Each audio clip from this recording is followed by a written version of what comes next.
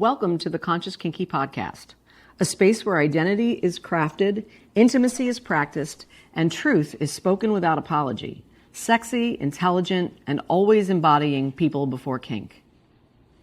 What listeners will take away: clarity, new ways of seeing identity, intimacy, and power without shame or jargon.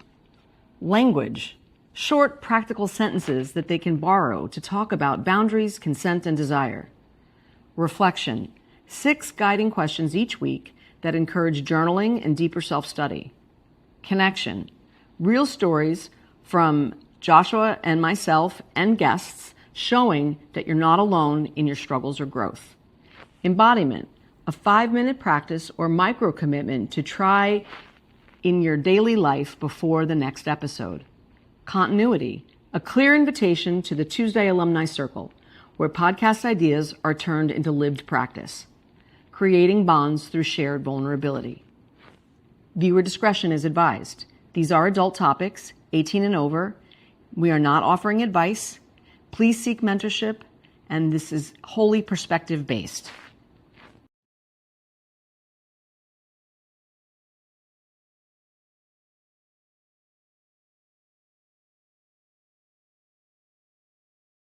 Hi, everyone, and welcome back to the Conscious Kinky podcast, episode 3 for our second month on boundaries and repair. Today is on The art of repair. the art of repair.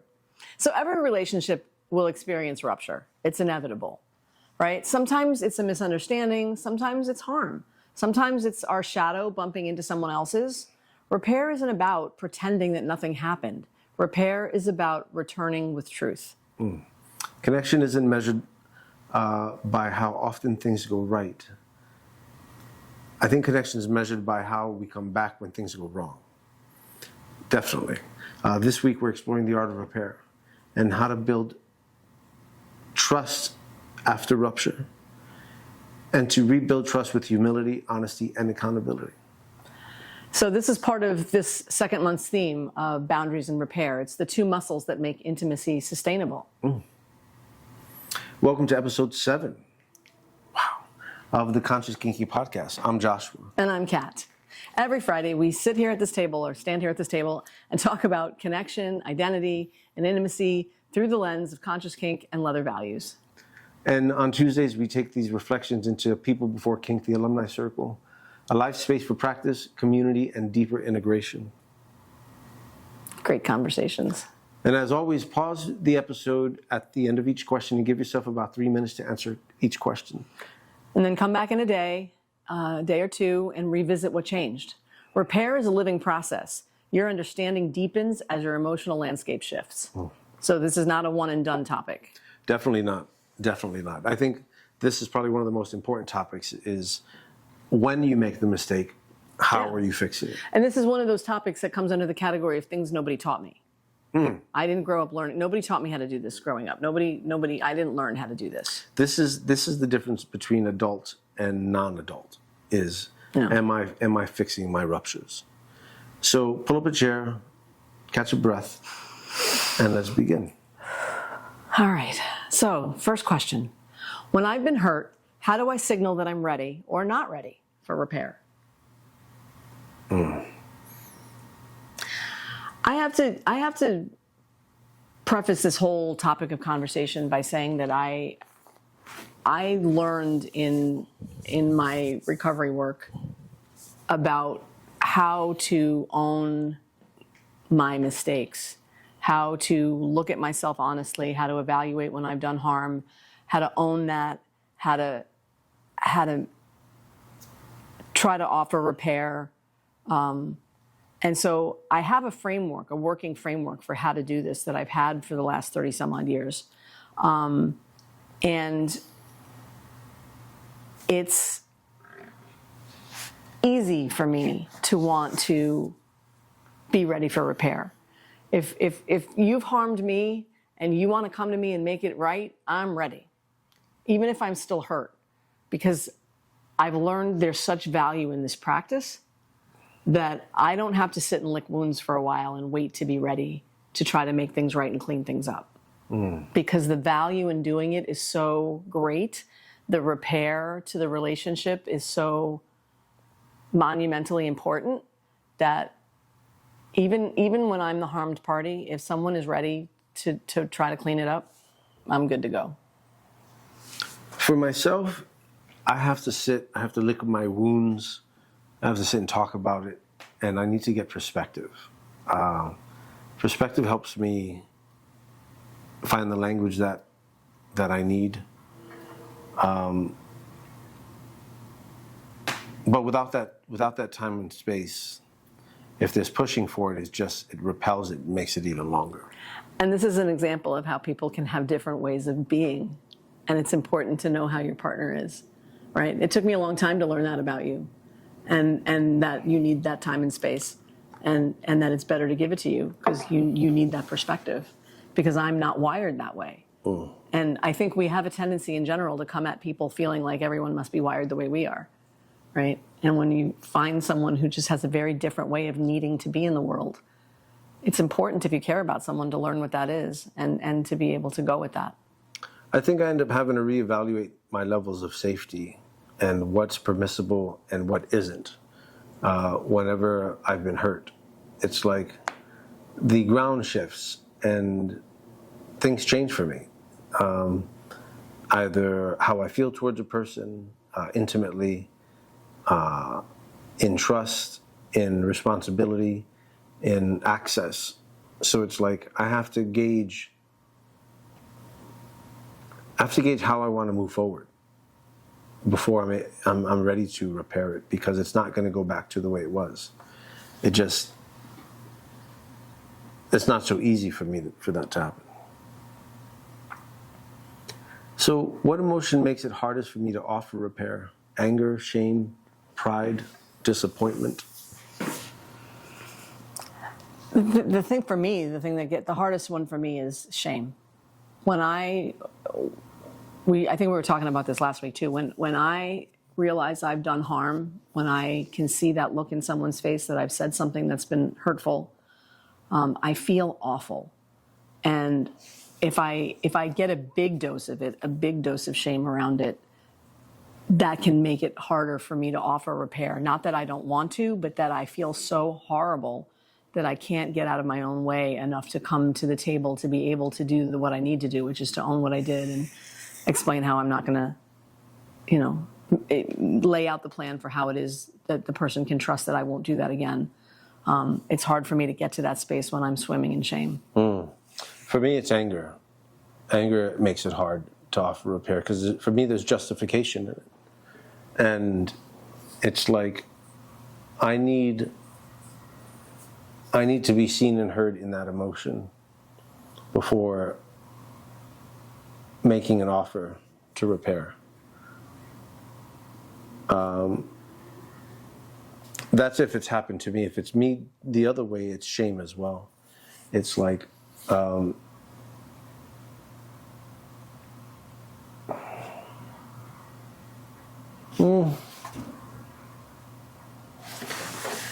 I'm going to go back with the anger answer.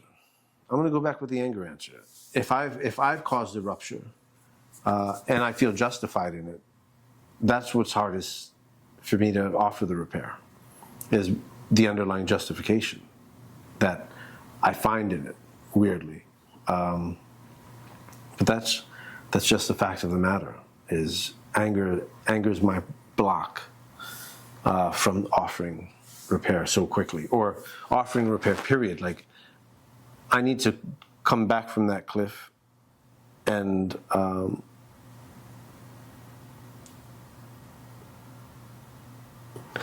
shame has to step in to silence the anger, right? Because then I get to reflect and I get to look at different perspectives, or even if it's just the unbecoming part of myself, that's not who I want to be, and I feel immense shame from that. But then that becomes easier because then I feel like shit. But it's still a shit sandwich, right? So I mean, and not to kink shame anyone, but when I'm feeling that way, it's not about shit sandwiches for me. It's like not shit sandwiches. But that's it for me. That makes perfect sense. All right, next question. What does sincere accountability sound like to me? Sincere accountability, and accountability is the important word, right? Because I'm sorry only goes so far. I'm sorry doesn't, everybody can say I'm sorry. What are you sorry for? What are you sorry about, right? The accountability is, what did you do, right? I've learned and therefore hold people to that same standard. It's like, okay, so if you did something, if there is a rupture, what was it? What did you do, right? A lot of times, I have to check my motives. I have to understand, why did I say what I said? Why did I do what I did? And be able to own that. And so sincere accountability sounds like that, like getting into the meat and potatoes of what did I do? Why did I do it? And then the accountability pieces. And so what did I learn about myself that I'm going to employ so that I don't do it again? What does sincere accountability sound like to me? I think what you shared is saying my part, especially the realizations that come after, the things that I could have seen that I didn't, or the other person to me. Just saying it, like, this is what I realized happened, and I'm sorry. Yeah. I mean, I'm sorry has a place in it all, for sure. I mean, I like to hear it. When I feel like someone's harmed me, I still like to hear I'm sorry. I do. I just don't like to hear it as a blanket excuse, because it just means it's going to happen again. I need all the other stuff too, but I like to hear I'm sorry. Yeah. I'll be honest. So take a pause here. Notice what emotions came up. Repair work often creates pressure in the chest, tightness in the throat. Sometimes I feel like I want to cry, or heat in the face.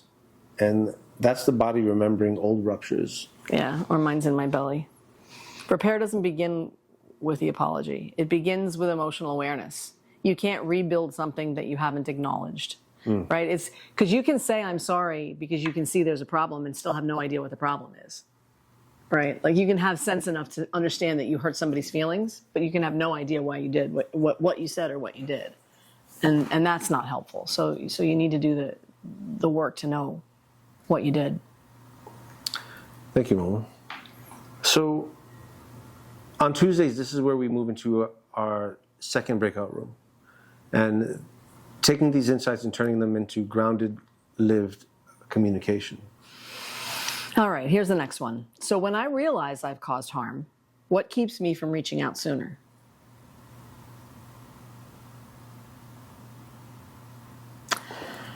Sometimes it's fear of rejection, fear of abandonment, fear of the person not wanting.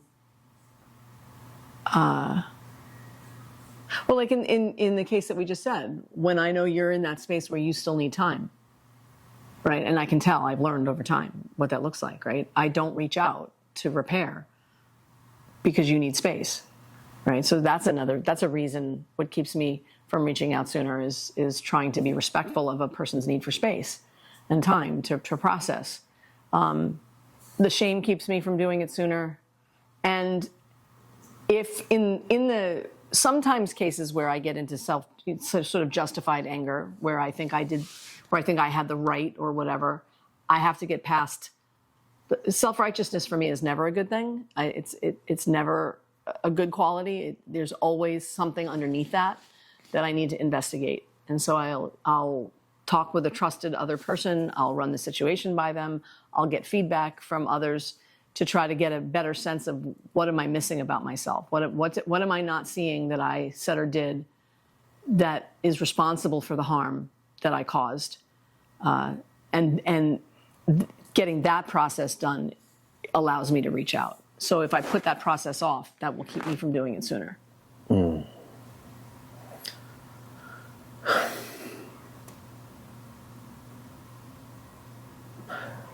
What keeps me from reaching out sooner? So I've gotten into a practice, to the best of my ability, that as soon as I'm aware of something, I try to handle it as soon as I can. Granted, there's some cases that the person is not open to hearing my apology, or not open to repairing the rupture for whatever reasons, and it's like, I have to be mindful of that too. Maybe the person's not ready for the conversation. But I do my best to, once I'm aware of the harm, fix it, because the longer it takes, the worse it gets. I would imagine, though, similar to what you shared around shame or fear of resentment or rejection or something along those lines, would make me second guess reaching out to someone. For example, there was a time where I drove to a location with someone, and at the end of the event, I knew they had a ride to go back with someone else. I checked out. I didn't say goodbye to them. I didn't offer them. I didn't follow up before anything like that. And I thought maybe I caused harm. That's the other thing. I thought maybe I disappointed them or hurt them. And shame prevented me from reaching out to say, listen, I'm sorry if I did anything wrong. And then when I finally fucking said it, they were like, what are you talking about? Right? So it's like, fucking say it, dude. Like, Right. like say it. Right. It was unnecessary because I wasn't sure. And then I started to think, well, what if I did? That's another whole tangent, right? Like when I'm not sure, I try to check in. I try to check. Yeah. So what language helps me repair without over-explaining or defending? For me, I try to keep it plain and simple. I try to use the commonest, plainest language that I can, and I try to be as clear as I can. It's usually, if I can get it down to that, then I'm usually where I need to be. If I'm involved in some big explanations or defending in my head, I haven't done the work. I'm not ready yet. I haven't figured out what my part is yet. Yeah. If I'm over explaining or defending, it means I still haven't figured out what I did, how I'm wrong. Once I know I'm wrong, once I've got myself dead to rights, like you did this, you messed up here, then it's very simple and very clear and very clean. What language helps me repair without over-explaining or defending? So I guess this could be two ways. One, if I'm approaching someone to repair it, or if they're coming to me for repair. Because I would need to know the role that I played. If I'm not there yet, it's not going to be good language, right? Because I'm still going to be in the but. So sometimes silence is the language that I need to help me repair without over-explaining or defending. Right? Hey Joshua, this is what you did to me. This is what happened.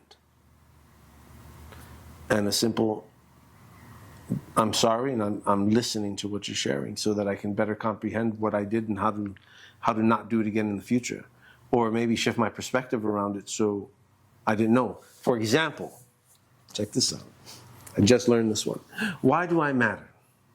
I fucking hate that question.